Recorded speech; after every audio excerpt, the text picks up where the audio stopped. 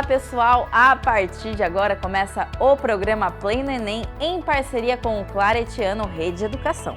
Um programa feito especialmente para quem quer se preparar para as provas do Enem e ingressar em uma universidade.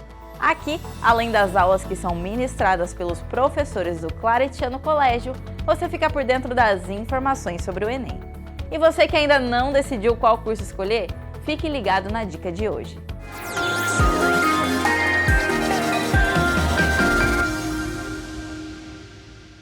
Olá, eu sou a Rayane e tô aqui para dar uma dica para vocês. E hoje a gente vai falar sobre o curso de Design Gráfico. E aqui do meu lado tá a coordenadora do curso, a Carla, e ela vai falar um pouquinho o que o Claretiano oferece para vocês que quiserem ingressar com a gente. Oi, Rayane. O curso de Design Gráfico, ele é um tecnólogo de 2 anos, então é uma graduação que acontece num período de 2 anos. Onde o aluno ele aprende na prática a desenvolver a parte de produção gráfica, sinalização, editoração, ilustração, tudo que envolve essa parte do design gráfico. E sobre o mercado de trabalho? Como o curso ele na sua maioria, prática, né? Então, eles atendem clientes reais através de extensão curricular e através dos projetos que os professores desenvolvem. O designer, quando ele se forma, ele pode trabalhar também numa empresa de marketing, ele pode trabalhar em estúdio de design gráfico, em estúdio de produção de áudio e vídeo, em gráficas, tudo que envolva essa parte de produção. Ficou interessado? Quer saber mais? Acesse o site do Claretiano.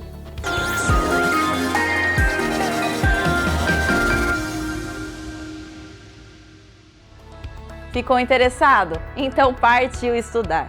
E a aula de hoje é Biologia, Reprodução Assistida com a professora Tamires dos Santos.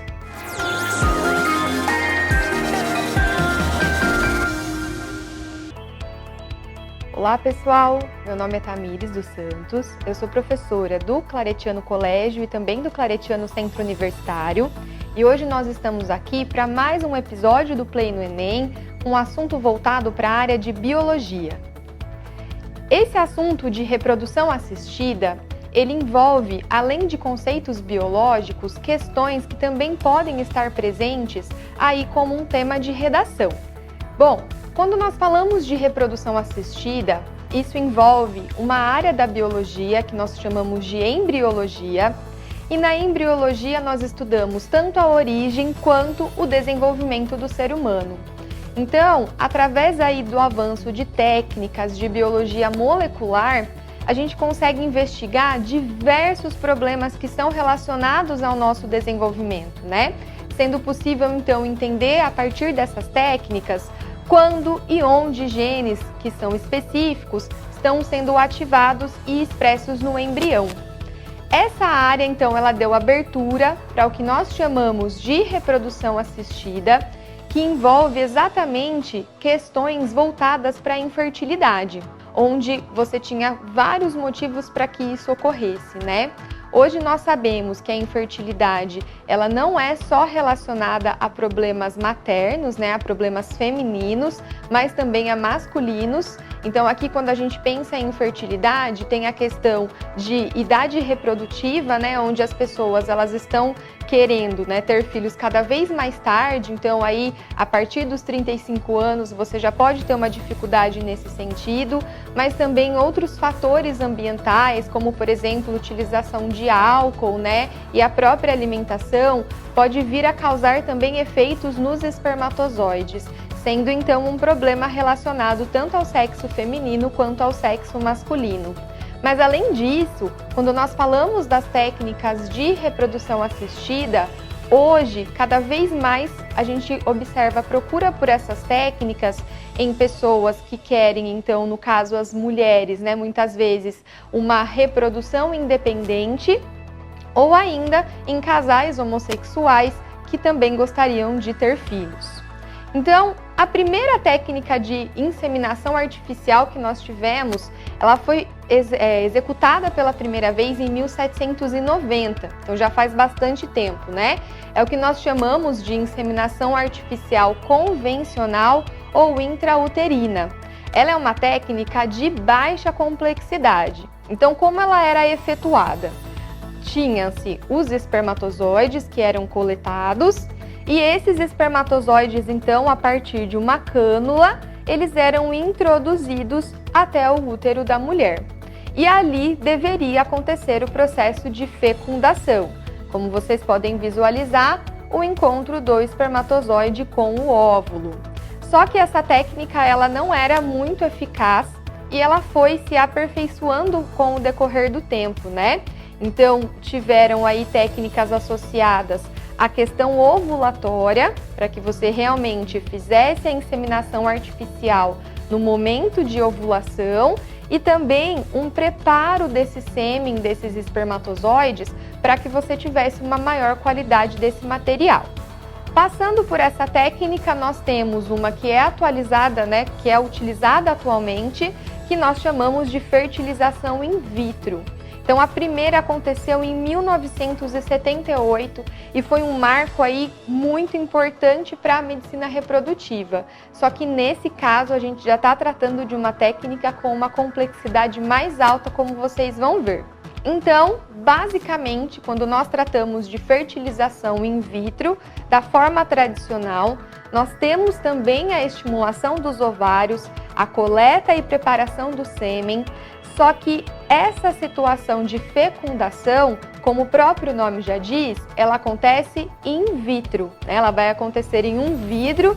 Hoje, normalmente, são utilizadas as placas de Petri para que isso ocorra. Então, os óvulos são captados da mãe e eles vão ser colocados, então, no vidro, como vocês podem observar aqui, onde os espermatozoides também serão depositados. De forma tradicional, era aguardada a fecundação naturalmente nessa situação. Posteriormente, então, a partir do embrião, né, que foi formado, ele é introduzido no útero materno e a gravidez, ela é, então, ali confirmada com 2 semanas de sucesso aí após o processo de nidação. Hoje, nós temos um avanço em relação a essa questão da fertilização in vitro, porque o que acaba sendo mais realizado é o que nós chamamos de injeção intracitoplasmática de espermatozoide. Então, como vocês podem observar aqui, nesse caso não se aguarda, né, o espermatozoide conseguir adentrar ao óvulo.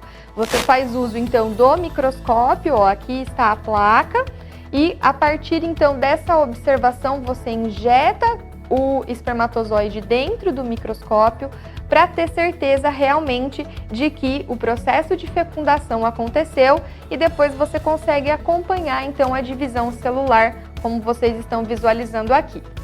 Dentre essa questão de implantação do óvulo, então no caso aqui já do embrião, né, na mãe, da transferência, a gente já tem algumas questões relacionadas principalmente da parte ética, tá? Justamente para que a gente tenha uma ideia de quantos embriões nós podemos implantar. Então, de acordo com a legislação brasileira, uma mãe de até 35 anos, ela vai poder receber no máximo 2 embriões, tá? E essa quantidade de embriões, ela vai aumentando de acordo com a idade.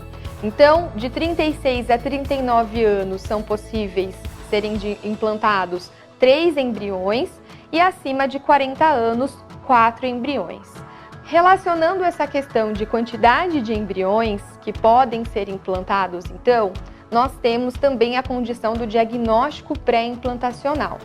Então, nesse caso, quando a gente pensa em quantidade de embriões, o que acontece? Muitas vezes você pode ter uma gravidez múltipla e essa gravidez múltipla, dependendo da situação, os pais inclusive vão ter que fazer uma escolha, né? Se eles vão manter essa quantidade de embriões mesmo. Então a gente já vê aí na televisão pessoas onde acabam tendo até 5, 6 filhos, né? Por conta dessa técnica, ou se vão reduzir, né, a quantidade de embriões que vão continuar no processo de gestação. Então aí a gente tem um grande problema moral também envolvido, né?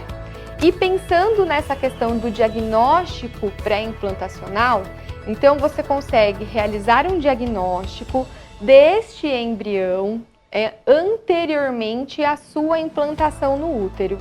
Normalmente, quando isso acontece? Quando você tem algum risco genético reprodutivo envolvido, né? Então, em relação aos pais, para que eles realmente tenham filhos saudáveis.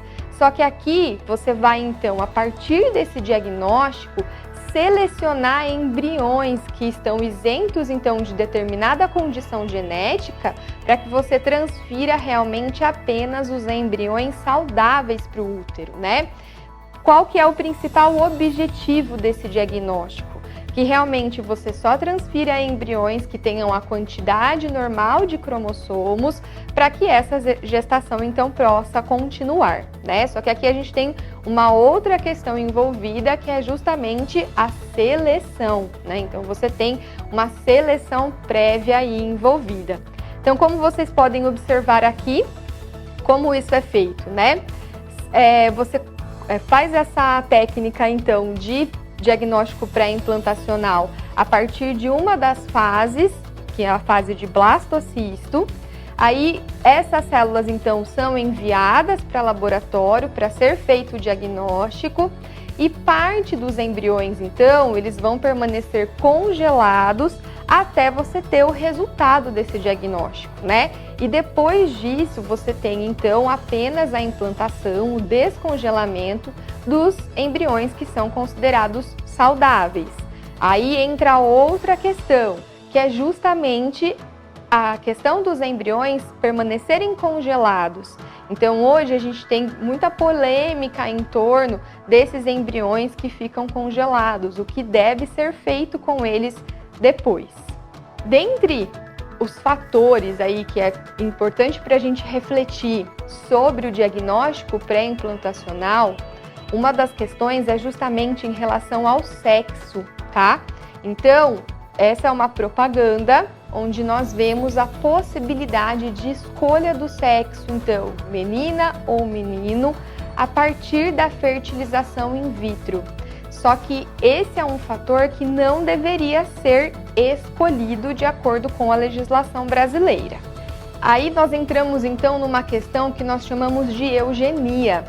Então, escolha de sexo, escolha de características, de habilidades, nada disso é permitido pela legislação brasileira. Só que, infelizmente, né, numa situação de uma implantação, então, de uma fertilização in vitro, isso pode acontecer.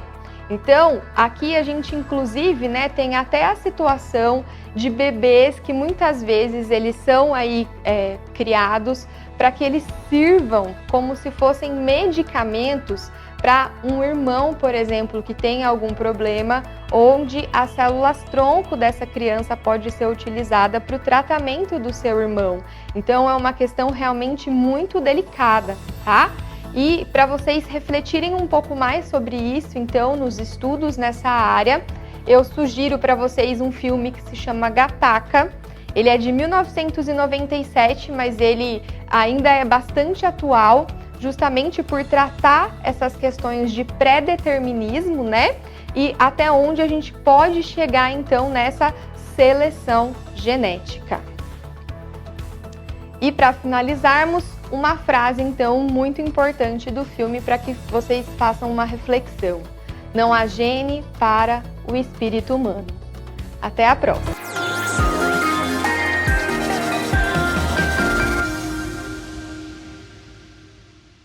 Mais uma dica para vocês: façam pequenas pausas durante a prova. Bom, por hoje é só, pessoal, e amanhã tem mais.